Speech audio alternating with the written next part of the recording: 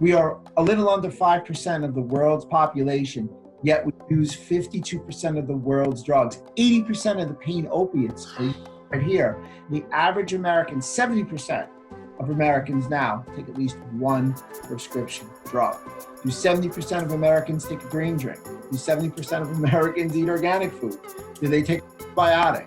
Did they do 15,000 steps today? No. Hey, fitness fans, welcome back to the Future of Fitness podcast and interview series. This is your host, Eric Malzone, and this is episode number 90. I get to talk to Dr. Robert Silverman. He is out of Westchester, New York, and he is the founder and lead practitioner for Westchester Integrative Health, and he does a lot. He's a very, very smart guy, very, very well-renowned, and he's worked with a lot of patients, and he's got books. He's got public speaking. He's just the full package when it comes to health. And the topic that we really focused in on for this particular episode is gut health, right? It is a very interesting field that is evolving very fast. There's still so little that we know about gut biomes. And I can tell you from a family that has gut issues, it's no fun. It sucks. And, there's a lot of things that you have to be aware of. And all this stuff is really just coming into light, I would say, in the past few decades, if not even in more recently than that. And he gives us the stuff, more importantly, that we can work on as fitness professionals that's within our scope of practice, and then when to refer out.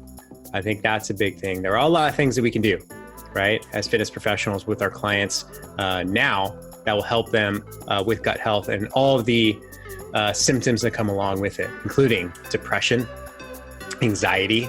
A lot of the mental stuff is caused in the gut. And he talks about that connection too. So very high value. It's part one of a part two series. We'll have him coming back on the show in the next few months because he's awesome. So without further ado, we'll get on to Dr. Silverman here. And also I want to talk to you about the Fitness Accelerator. So, we're doing it right now. It's happening. It's a network of fitness professionals with the purpose of elevating the fitness industry through better connections. And if you don't think you need better connections, then you don't know the value of connections, because the old saying, your net worth is equal to your net worth is equal to your network. It didn't come out of nowhere, you guys. It's true. And this is a non-social media platform where we are connecting people through the industry. And it's what I love to do. I know I have a huge network, close to 400 interviews in the past year with fitness professionals from all over the globe. And I see connections. That's it. I see connections, and I love to make them. This just makes it easier for me to do so. So go check it out. It's at fitnessprofessionalonline.com/fit accelerator. You can get in there. There's an application. That's where you'll find it. We are pretty strict on who gets in there. So fill out the application, see if you make it. If you do, we'll give you a 2-week trial to make sure that it works for you and for us. So once again, fitnessprofessionalonline.com/fit accelerator. Go check it out today. So without further ado, episode number 90, Dr. Robert Silverman from Westchester Integrated Health. Dr. Robert Silverman, welcome to the show. Where? Pleasure to be here. I'm doing great, man. Better now. And, I was telling you before recording, I'm just really excited to talk about the topics that you dive into, because it's so, in my opinion, but you're in it, you're in the thick of it. It's just getting started, right? The understanding of especially the gut biome and where that science is going. It's a really exciting field of science. But science is one thing, putting into practice and working with actual people is another, right? Two different things. And if you can, I know you have a very storied background. You've accomplished quite a bit. Give us a little bit of background on yourself, and then we'll dive into some of the topics that we discussed earlier. Well, thanks for having me. I really appreciate it. I'm happy we get some time to talk now, and we had some time to talk before. I'm a chiropractor. I've been a practicing chiropractor for about 19 years. Mm-hmm. First 10 years to be sort of what we call a sports chiropractor. A lot of sports conditions, injuries, lower back, rotator cuff, ankle sprain. So my origins is in chiropractic. I'm what you call a mixer chiropractor, in that I mix modalities. I've used STEM. Right now I'm heavy into low-level laser, FDA-cleared lasers, done a great job. I do a lot of functional movement assessments in the chiropractic side. I still adjust people.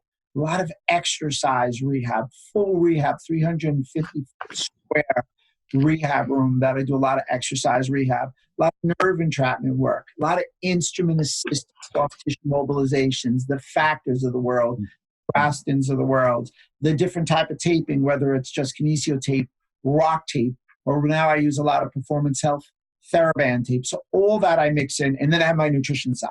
So I have nutrition for sports injury, my nutrition for sports performance, musculoskeletal nutrition, and as you know, a lot of functional medicine nutrition, which is really sort of going to be the highlight of what I'm doing now. So when people say, what do? I'm a guy that without question wants to stretch your genetic limits as much as I can. I want everybody to live to 120 years old. And I always want everybody to fix the body from the inside out. So a couple other things I've done, about 250 published articles, 50 different TV appearances, Amazon best-selling book, Inside Out Health, Revolutionary Approach to Your Body. And I was fortunate enough, I know my mom wrote this for me, 2015 Sports Chiropractor of the Year. Awesome, man. Awesome background. Yeah.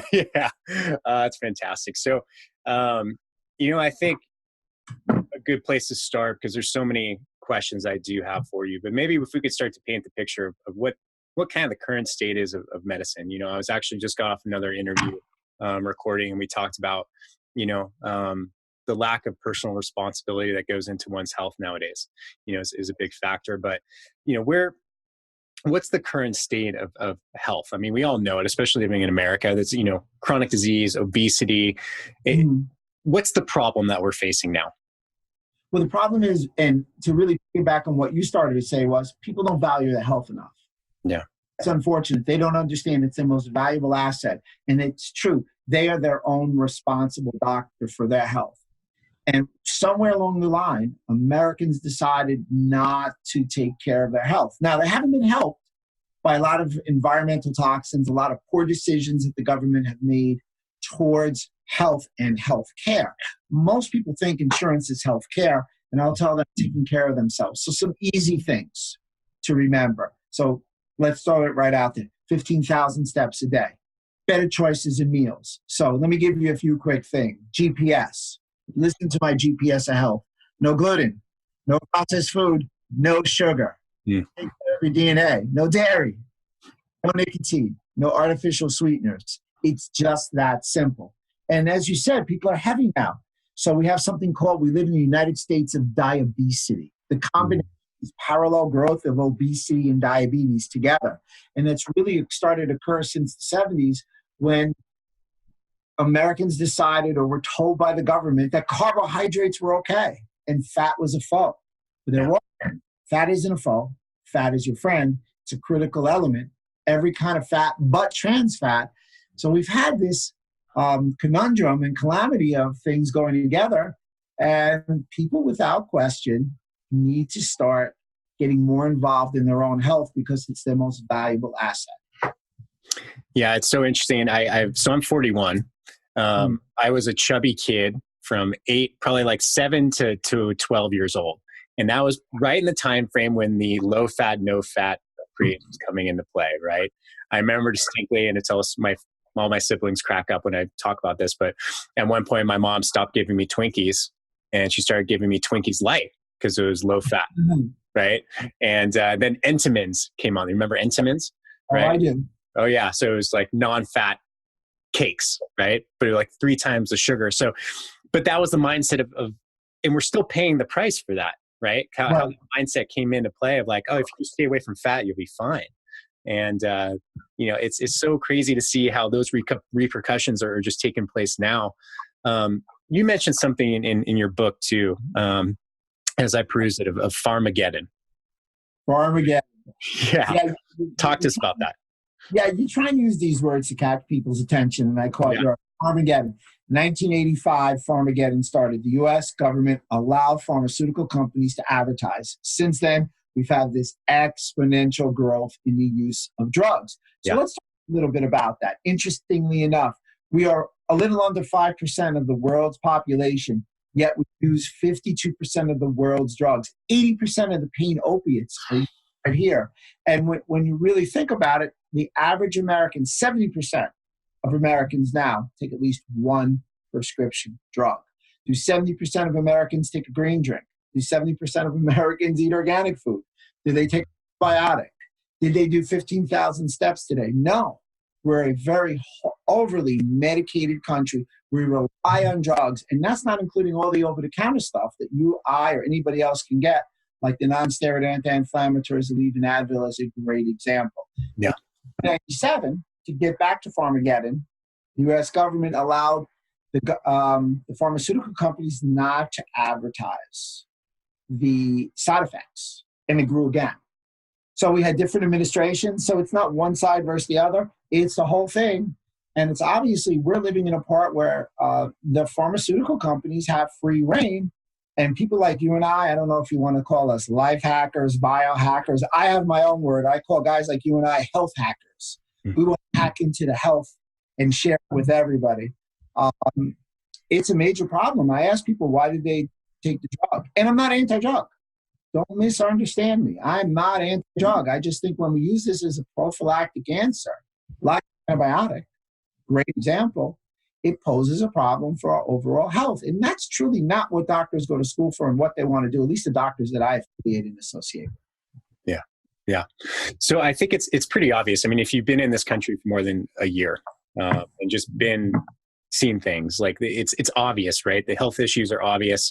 You see the numbers, even just the numbers you mentioned in this podcast are staggering to really, if you really sit and digest them, like what does that mean for the health of this country, for the health of the Western societies? So we know the problem. You know, if you don't know the problem, just look around. How do we start on the solution? And I think, I want to come at this from a couple different ways because there's so many different ways we could do it, but understanding the gut biome, right? And where that's coming into play, because it's such a fascinating field because it's such a big area of study, or it's becoming bigger, but we know so little about it. And, just the amount of neurons in the gut compared to the brain, right? If people even just knew that. So let's dive into some of your knowledge on the gut biome and what you found out and where do you see all this going and how can the average person utilize your knowledge? I appreciate that. So let's start with the gut right in here. 80% of our immune cells are in our gut. So I ask all my patients, what have you done for your guts lately? Healthy. Got to take care of your gut. Your gut is where your macro and micronutrients are absorbed. Your vitamins, minerals, your macros, your foods, all these things. So gut health is a critical example of overall health. Now, you mentioned nerves. That was great. Well, your gut is your second brain because there's something called the gut-to-brain axis. Your gut is so important to your body's overall health. It has its own nervous system. It's called the enteric nervous system. Now, gut health is critical, but it's the bacteria in our gut that's really going to determine how healthy our gut is. So a lot of people talk bacteria. Well, there's good bacteria and there's bad bacteria. A great example of bad bacteria would be something like E. coli. So when you see the word, yeah, like lactobacillus, something that they try and sell you in yogurt. So our bacteria is a critical element to your overall health of our gut. Now, our gut length, if you unraveled it, is the length of a tennis court with the thickness of a paper towel. That's thin. Yeah. So it's so easy to perforate. It's make more than semi-permeable to make into permeable.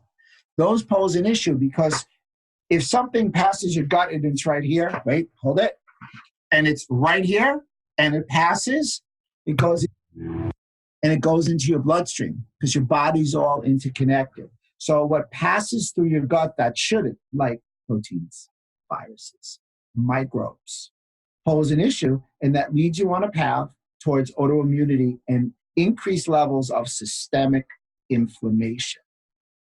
So clearly we don't want this. So that's a little bit of an overview. What damages your gut? Non-steroid anti-inflammatories, Aleve, Advil, ibuprofen, poor diet, sugar, gluten.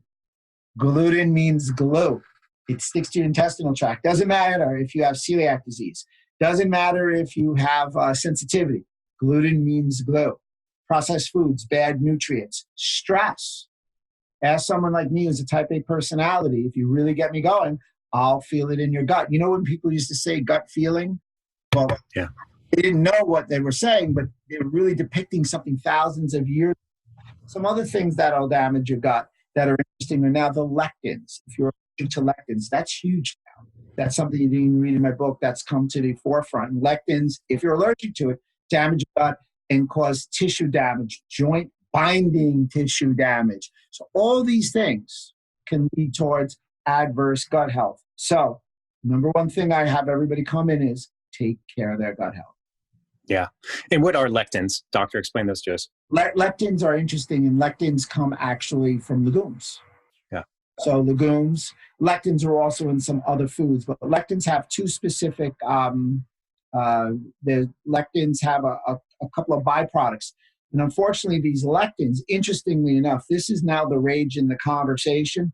They're able to pass your gut and get through your gut. And what they do is the lectin actually binds to tissues. So when I say that, they can bind to an organ. They can bind to a joint.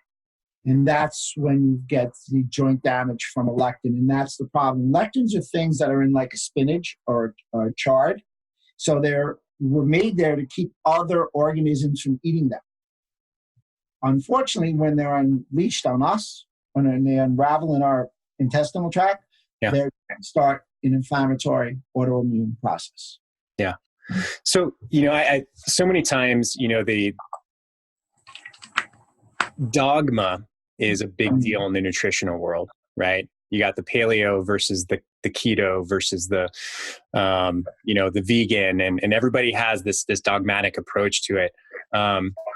Like I would hear a lot of people who are saying what you're saying, and hear what you're saying about lectins, and they would say, well, what if my wife's Brazilian, they ate lectins all the time, right?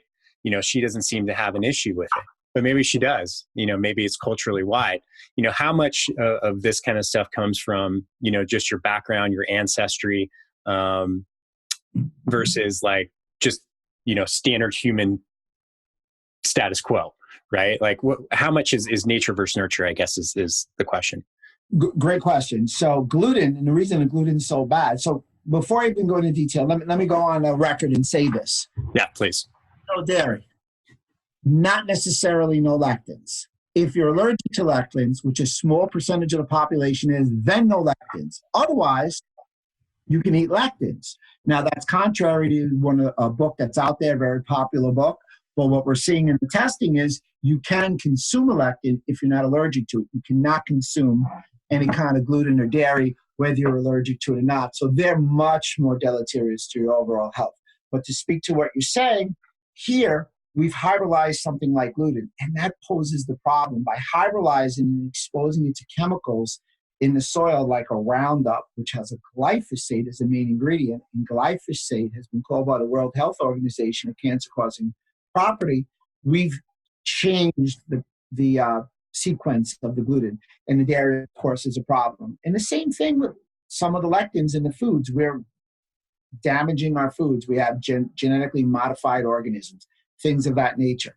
The fact of the matter is I can get people off gluten. Dairy's a fight, but they're never going to give up their lectins. There are ethnic groups that are going to eat rice and beans, things of that nature. Yeah. And that's it, game over. So deal with it. Figure it out. Right. Yeah. I want to get into a personal anecdote too, because, my mom has gut issues. My brother is celiac. I've had a ton of gut issues. There was 2016. I went through a very difficult time between work and personal and very, very stressful. And it all manifested into gut issues. I had a candida overgrowth. Every day was miserable. And I look back and I'm so fortunate I'm healthier now, but it was a long recovery. Gut issues don't just go away overnight. And, one of the things I've talked to people, and since I've gone through it, I'm aware of it and I can help identify things. But one thing people don't understand is when you have gut issues, something hits your gut, everything changes. Your emotions, your mindset, your energy level, and almost like a flip of a switch. You can really, your day can go down the shitter really fast, and I think most people are flying around. They don't recognize that it's happening when it's so insidious in their system. What are some of the factors that people are listening like, oh, geez, maybe I have some leaky gut issues, or what are some of the symptoms that people need to start looking for? Gas and bloating. Yeah. Great symptom of what you just said is change in mood. Yeah. There's a direct correlation between your gut bacteria and your mood. And that really speaks to the gut to brain axis. So Yeah. so many people now, so many psychiatrists now are really talking about cyclobiotics, the combination of prebiotics and probiotics to help your state. So mood is a definite issue. Gaining a lot of weight quick, losing weight quick is a problem because you're not absorbing. So if you're not absorbing and you're not eating that much, you're going to lose weight. If you're not absorbing and you constantly are hungry and you want to eat, there's something wrong with your gut. Compromised immune system, major problem. Autoimmune system, autoimmune stuff like joint issues, skin, like psoriasis. 50% of the people that have something called spondyloarthritis, which is a joint issue, it's joint arthritis, have a direct correlation to a gut issue. So there's that direct relationship. As you have on the leveling of gut bacteria, you have an increase in joint dysfunction, and the reverse is true. So myself as a chiropractor, when people come in and say my back hurts, my shoulder hurts, I'm going to say, okay, I'm going to look at that, I'm going to tend to that, but if I don't fix you and look at your gut and the whole you, I'm never going to get you clinical outcome. So remember, symptoms, thousands of symptoms. Systems, up to 14 systems of the body. If you go to a doctor who takes the symptoms to fix the systems, you're going to the right doctor. We call that somebody who is attempting to get to root cause resolution. Yeah. Yeah. So, a lot of the people listening on the show, Doctor, will be fitness professionals. So personal trainers, online coaches, gym owners, things like that. Mm-hmm. What can this and oftentimes they're the front lines, right? They're the ones who are getting the most access most of the time, the most time with people, even though it may be 2 to 3 hours a week, it's still more than a doctor would get or anybody else in the medical field. How do you educate this group of people and have them elevate and also understand their scope of practice? Like where, how can they start identifying with their clients? And then, so that's part one of my question is what's the scope of practice? How do you start incorporating more knowledge and that? And then I'll get into part 2 after this. Sure. Well, number one is anybody can talk about diet. So again, adhere to the GPS and the DNA, take some of the bad foods out, take some of the trans foods out, and then start suggesting good, healthy foods. Foods that are high in prebiotics, kombucha, cabbage, radicchio, things of that nature. Make suggestions on changing dietary things, organic or farm to table versus the processed food. Real big things. Get rid of those sugary carbohydrates. Let's talk about what I like to refer to as the fatty fruits, avocado, coconut, things of that nature. Start talking about oils to use. So for instance, everybody, I hate to say this, Whole Foods uses a lot of canola oil. Don't eat anything that's been cooked with canola oil. Canola oils from rapeseed oil, it's no bueno. It's just simply no bueno. So subtle things like that can really help the clients, and that's entry level for them. Real simple. As a matter of fact, so many of my trainers come to my different lectures looking for just dietary information. In that information, they're looking for lists, recipes. Take them off the whey protein now, get them to the pea and rice protein. Things like that. Yeah. Yeah. And where are you located physically, doctor? I am in White Plains, New York. I'm 30 minutes outside of New York City. My name of my facility is Westchester Integrative Health. Anybody can look me up, drrobertsilverman.com. Follow me on Facebook, Robert Silverman. And so everybody knows that when they download this podcast in within the next few months, you'll see Eric on my webcast. Because we're going to get a date going on over here, and we're going to turn the tables a little bit, and I'm going to start doing a little Jeopardy questions with him. Yeah. Yeah. And that's, I want to know the reason I asked that, and we'll use that part as well. But I know people who aren't within like an hour of you. Let's say people want to find out, a fitness professional I'm listening, and I want to find out, okay, how can I find a Dr. Silverman in my area? Right? Really easy. You know what you do? I have a tremendous extensive outreach because I lecture every weekend. So if you're interested, you can call the office, 914-287-6464. DM me on Facebook. I will answer you, or email me at info@drrobertsilverman.com. That's my personal email. You do any one of those, we'll look up somebody for you and we'll help you out. We get a lot from other docs, and we'll always, the bottom line is we're here to help the population of the United States of America get healthier. So if that means taking 5 minutes to find the right doc that I know, I'm in. Yeah. Awesome. And I think just like the basics that we've covered today, for trainers, is starting to at least maybe start to build a thirst for knowledge about gut biome and how that whole plays out. I think we've done enough to get started. I think that's a huge part of it, is just getting people aware, and then start looking for the signs, and then having a thirst for knowledge to learn more. And so I appreciate you coming on. And what's your book too? Remind people. Book? Yeah. Inside Out Health, A Revolutionary Approach to the Body, and Amazon #1 bestseller. It's a great way. It's a nice 200. Yes. It's a read to really enable you to look at the body from the inside. So you can't have a healthy outside without having a healthy inside. Yeah. So an overview of some of the things that we talked about and more. So hopefully, from this podcast, I've imbued you with some enthusiasm to pick up, read it, and share your views. Call me, talk to me about it. Love to hear it. Awesome. And this guy's listening. This is a huge way to make an impact for your clients. And everyone I talk to within the fitness industry always gets in it because they want to help people. And this is one of the base ways to start helping people. Reps and sets and weights and all that stuff is great. But really the most significant change you can make in people's lives is by starting here.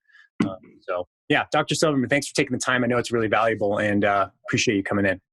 Thanks for having me. Appreciate it. Yeah. Dr. Robert Silverman. See you soon. Take care of your health. Only place you have to live. And I have a quick favor to ask. Actually, 3 favors. So, number 1, if you're a fan of our show, I ask you to do something that takes under 3 minutes. Go to iTunes, please, and subscribe to our show. Please, please, please. It means so much to us. It's so important.